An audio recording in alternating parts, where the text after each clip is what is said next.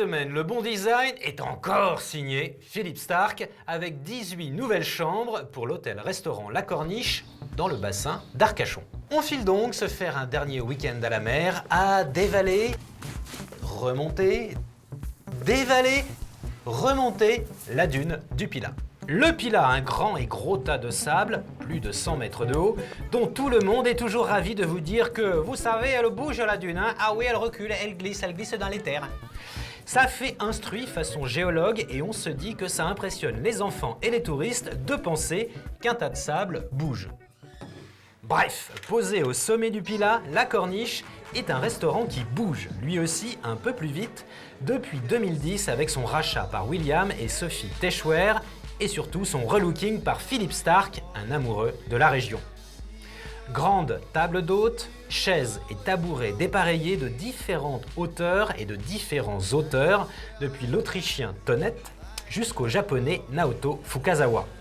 Starck a fait ici ce qu'il sait très bien faire, du chic contemporain qui sait bien vivre, du design faussement modeste qui se met vraiment au service de la fête et non l'inverse.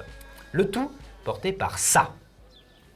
Une vue grand écran HD Coolpix Mega Upload Cinémascope sur l'océan qui valait bien des lits d'extérieur sur mesure mais discrets, ainsi qu'une piscine de béton grise dont les codes vont piocher du côté du parc à huîtres, la grande spécialité locale que touristes et bordelais viennent gober ici par douzaines en terrasse.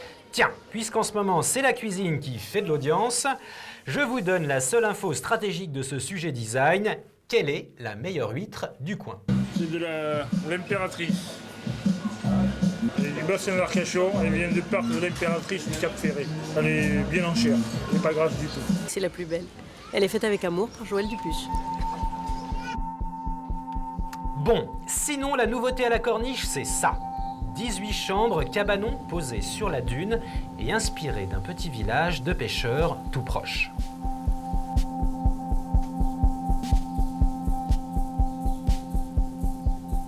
Des chambres de 45 mètres carrés avec terrasse dévoilée par un grand rideau théâtral, puisqu'ici le spectacle est dehors.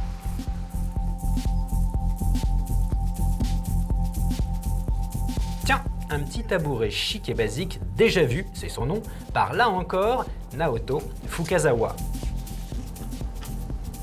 Murs tapissés de bois, fenêtres rehaussées par de petits stickers de couleur, histoire de rester ensoleillé, même quand le temps se met au gris. Un assemblage contemporain qui n'attend qu'un peu de temps, de patines, de couples d'amoureux pour acquérir tout son moelleux. Nouveau aussi le salon d'hiver, car oui, nous ne sommes pas sur la Côte d'Azur, c'est ça qui est chic, mais c'est aussi ça qui est plus humide. Mention spéciale au poil tout en rondeur, signé par le jeune designer français Arnaud Lapierre pour Invicta, qui donne envie de rechercher le temps perdu en écoutant la pluie tomber.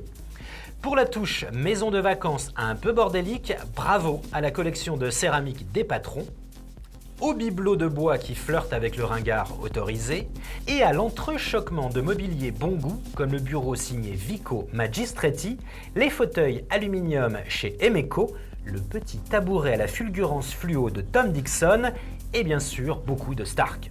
Peut-être un petit peu beaucoup de tout d'ailleurs, avec une accumulation jouissive qui frôle la surcharge, mais ce n'est pas pour ça qu'on annulera le week-end.